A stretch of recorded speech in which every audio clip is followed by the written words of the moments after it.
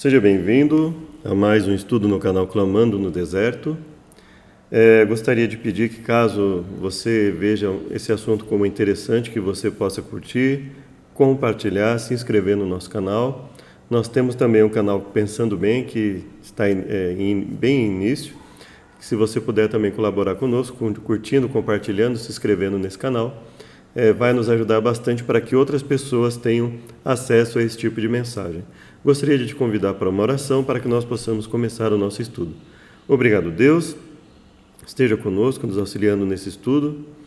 Nos ajude a entendê-lo conforme a Tua vontade. Nós imploramos em nome de Jesus. Amém. O estudo, então, é segundo a ordem de Melquisedeque.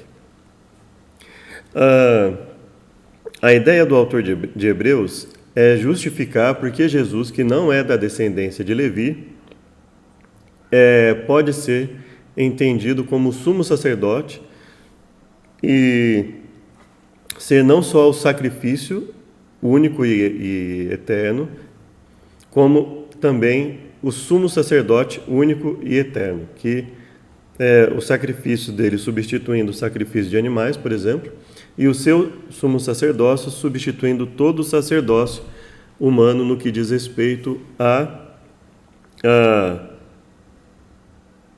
o aspecto da intercessão, né? Nós sabemos que os sacerdotes levitas, eles tinham outras funções além da intercessão. Nós sabemos que eles tinham a função sanitária, eles tinham a função de ensino da palavra, esclarecimento ao povo. Então, existem outros aspectos também, mas aí falando especificamente em relação a esse aspecto de intercessão.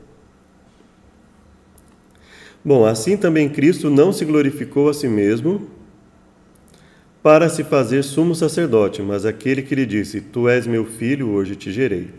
Como também diz noutro lugar: Tu és sacerdote eternamente, segundo a ordem de Melquisedeque. Vamos ver se melhora aqui a imagem.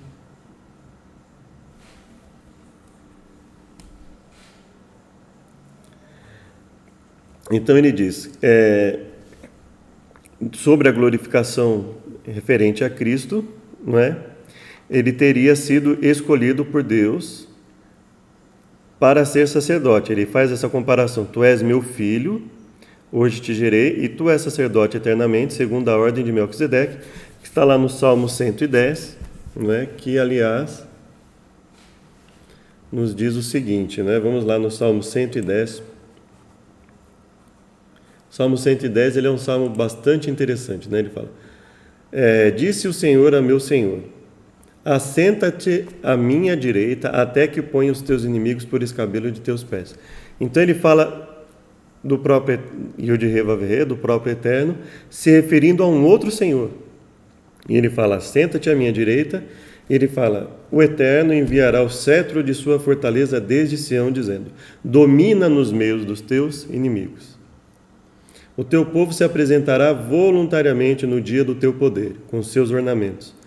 Como vindo do próprio seio da alva, será o orvalho da tua mocidade. Jurou o Eterno e não se arrependerá: Tu és sacerdote eterno, segundo a ordem, ou segundo a maneira, conforme nós vamos ver, de Melquisedeque. O Senhor à tua direita ferirá os reis no dia da sua ira. O Senhor à tua direita, aquele a quem foi falado, né? Ferirá os reis no dia da sua ira. Julgará entre as nações, enchê-las-á de cadáveres, ferirá as cabeças de grandes da terra. Pelo caminho descedentar-se-á no ribeiro e prosseguirá de cabeça erguida. Então ele fala do Eterno, falando com o Senhor, e desse Senhor ferindo os reis e julgando entre as nações, não é? Então veja que é um salmo bastante peculiar, e através dele nós podemos aí verificar esse aspecto de verificação sutil, né, implícita ali, ainda não tão clara, a respeito de outros envolvidos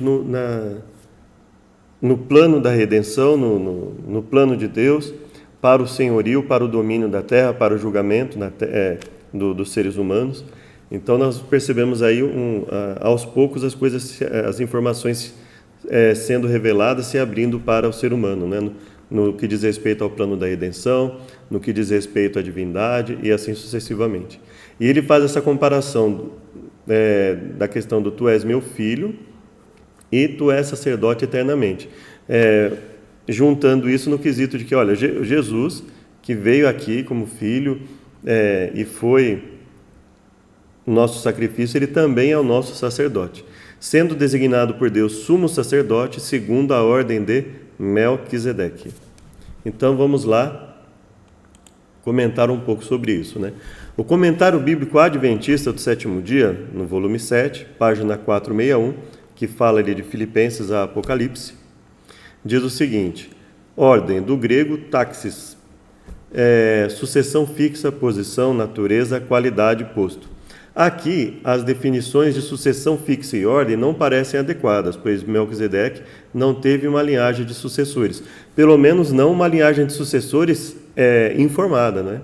Porque, veja bem, quando a Bíblia se refere a Melquisedeque, ela não o coloca como alguém que está iniciando um sacerdócio, mas como alguém que já era sacerdote, ou seja, em algum momento entre Adão e Eva, em que nós vemos ali Caim e Abel oferecendo o sacrifício diretamente a Deus, e o momento em que nós vemos um sacerdote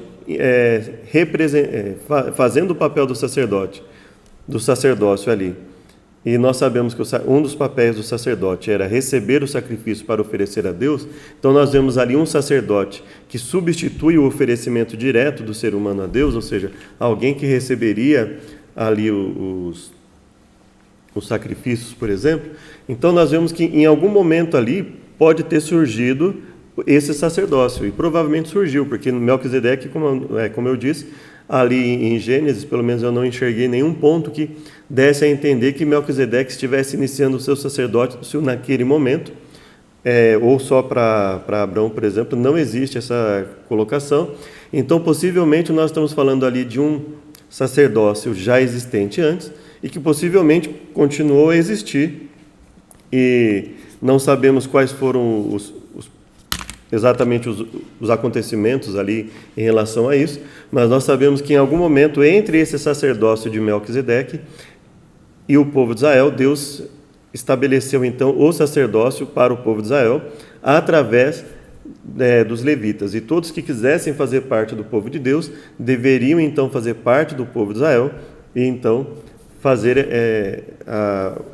os sacrifícios de acordo com o estabelecido por Deus a esses descendentes que vieram de Arão, não é? Então ali ele fala, a passagem pode ser traduzida como de acordo com a natureza de Melquisedeque, não é? Ele fala por isso que são preferíveis essas definições. E por quê? Porque como nós não temos uma linhagem fixa a partir de Melquisedeque, e mesmo que tivesse havido ali uma linhagem de Melquisedeque até que o povo de Israel tivesse o seu sacerdócio levítico, então nós não vemos nenhuma linhagem ali a ser seguida. Então, por isso ele fala, olha, o que mais indicaria aqui a intenção do autor é de acordo com a natureza, ou conforme a maneira de Melquisedeque, né? No Salmo 110, ou seja, o que ele está querendo dizer? Ele está querendo dizer, olha, não seria necessariamente segundo a ordem de Melquisedeque, como nós entendemos a ordem de Arão, ou seja, a descendência de Melquisedeque, como a descendência de Arão, mas seria a semelhança, da mesma forma que Melquisedeque foi sacerdote sem fazer parte do povo levita, e o próprio Abraão ofereceu o dízimo a ele, e possivelmente se ofereceu o dízimo é que o reconhecia como sacerdote e oferecia sacrifícios também através dele. Então, nós entendemos ali o quê? Que ele está dizendo, olha, então da mesma forma que nós temos um sacerdócio anterior ao sacerdócio levítico, do qual não é falada nenhuma genealogia, então nós podemos perfeitamente ter um sacerdócio posterior que não seja levita. Ou seja, quando a Bíblia estabelece o sacerdócio levítico, ela não está estabelecendo que não poderia haver uma alteração nesse sacerdócio, assim como havia o sacerdócio conforme Melquisedeque, e depois nós temos o sacerdócio levítico, não é? Então, assim como o sacerdócio levítico não existia antes disso, mas já existia um sacerdócio, né, que não era levítico, mas já existia, posteriormente é perfeitamente possível se entender Jesus como um sacerdote, à semelhança de Melquisedeque. No Salmo 110:4, a palavra hebraica ordem é dibrá, que significa forma, conforme, né? Isso apoia a ideia de que a sucessão não é o ponto de comparação aqui pretendido, ou seja, que ele não está com a intenção de dizer que Jesus foi o sucessor no sentido de um descendente, mas ele foi, obviamente, o sucessor no sentido de que, olha, aquele que sucede todo o sacerdócio, aquele que sucede todo o sacrifício, substituindo esse sacerdócio e substituindo esse sacrifício. Nesse aspecto, Jesus é sucessor, ele vem e sucede todo esse procedimento, tudo isso, e ele vem, inclusive, substituindo tudo isso, né? Mas não no sentido de que ele fosse um descendente. Aqui nós temos no site Hebraico Pro, não é? As palavras relacionadas ao verso: jurou o Senhor, não se arrependerá, tu és um sacerdote eterno, segundo a ordem de Melquisedeque. E aí nós temos aqui a tradução de Al, né? Sobre, em cima de, acerca, perto, por causa, contra, a favor, concernente, altura, elevação, superior, elevado. E aí nós temos também aqui o divrá, palavra, fala. Então, juntando esses dois pontos aqui, esse Al Diverati, né? Nós temos o quê? Analisando todas essas ideias aqui, né, em relação a ele, né? Ou seja, um sacerdócio pela maneira de Melquisedeque, que é a forma como é traduzido no comentário, no Antigo Testamento hebraico-português, da Sociedade Bíblica do Brasil. Ele coloca pela maneira de Melquisedeque, né? Nós temos 3 traduções: a tradução conforme hebraico-português, a tradução no Almeida, revista e atualizada, se não me engano, e a tradução conforme a nova tradução da linguagem de hoje, isso mesmo. Esse é o padrão tanto do Antigo como do Novo Testamento, né? O Antigo Hebraico-Português e o Novo Testamento Grego-Português da Sociedade Bíblica, ele tem o mesmo padrão. E nessa tradução que eles colocam, que é a tradução que vem logo abaixo do texto em hebraico, eles dizem, pela maneira de Melquisedeque. Então, reforçando essa ideia do comentário bíblico, de que, na verdade, o termo ordem seria no sentido de maneira, forma, né? Então, em Salmo, nós teremos pela maneira de Melquisedeque, ou seja, pela forma, da mesma forma ou maneira do sacerdócio de Melquisedeque.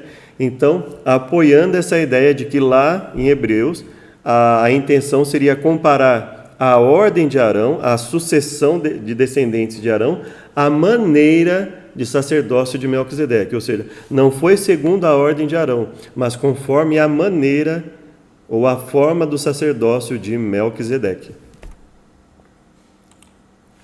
E Melquisedeque, nós vamos lá em Gênesis 14, 18 a 20, né? E Melquisedeque, rei de Salém, trouxe pão e vinho, e era esse sacerdote do Deus Altíssimo. Por isso nós comentamos lá no começo que ele não foi feito sacerdote naquele momento, ele já era sacerdote naquele momento, ele já era rei e também era sacerdote. E ele abençoou a Abraão e disse, ainda era Abrão nesse momento, né? Ele abençoou e disse, bendito seja Abrão pelo Deus Altíssimo, o possuidor dos céus e da terra, e bendito seja o Deus Altíssimo, que entregou os teus inimigos nas tuas mãos. E Abrão deu-lhe o dízimo de tudo. Então, Abrão deu-lhe o dízimo de todas as coisas, né? Que ele tinha ali, de todos os despojos que ele conseguiu, de tudo que ele havia conseguido recuperar, ele deu o dízimo para Melquisedeque. Ou seja, ele reconhecia o sacerdócio de Melquisedeque, e sobre Melquisedeque nós não vemos realmente nada sobre genealogia, de onde ele veio, como ele morreu, como ele teria morrido. Então não existe nenhuma informação a respeito disso, não é?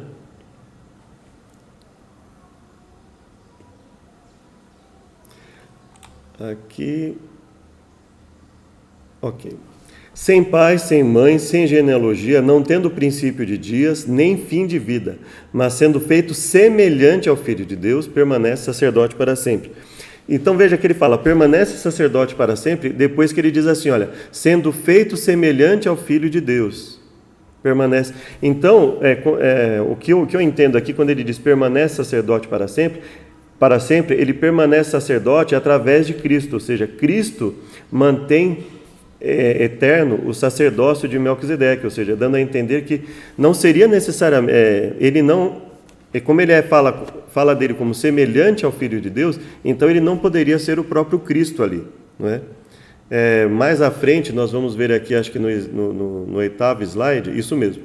A semelhança de Melquisedeque se a semelhança de Melquisedeque se levantar outro sacerdote, conforme a versão Almeida Corrigida Fiel, ou segundo a Nova Versão Internacional, quando aparece outro sacerdote semelhante a Melquisedeque.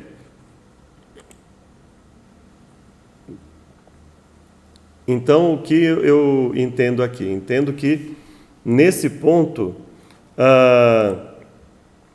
ele se tornou, o sacerdócio dele, né, ele permanece sacerdote como? Através de Cristo, e não por ele mesmo. Ou seja, o sacerdócio, Melquisedeque não era um sacerdote eterno, porque ele não era o próprio Cristo, não é? Então ele não pode ser um sacerdote eterno, né?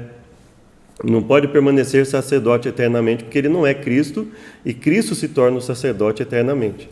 E aí ele fala, cuja genealogia não é contada entre eles, né, se referindo a Melquisedeque, que não pertencia à linhagem de Davi, né, recebeu os dízimos de Abraão e abençoou aquele que tinha as promessas.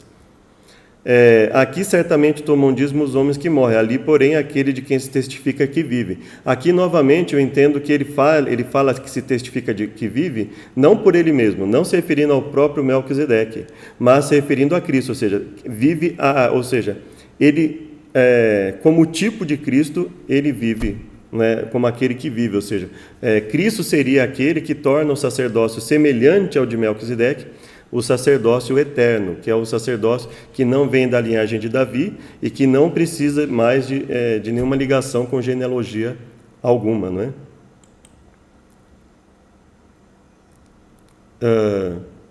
E aí ele fala sobre Jesus, que não foi feito segundo a lei do mandamento carnal, mas segundo o sacerdócio de Cristo, né?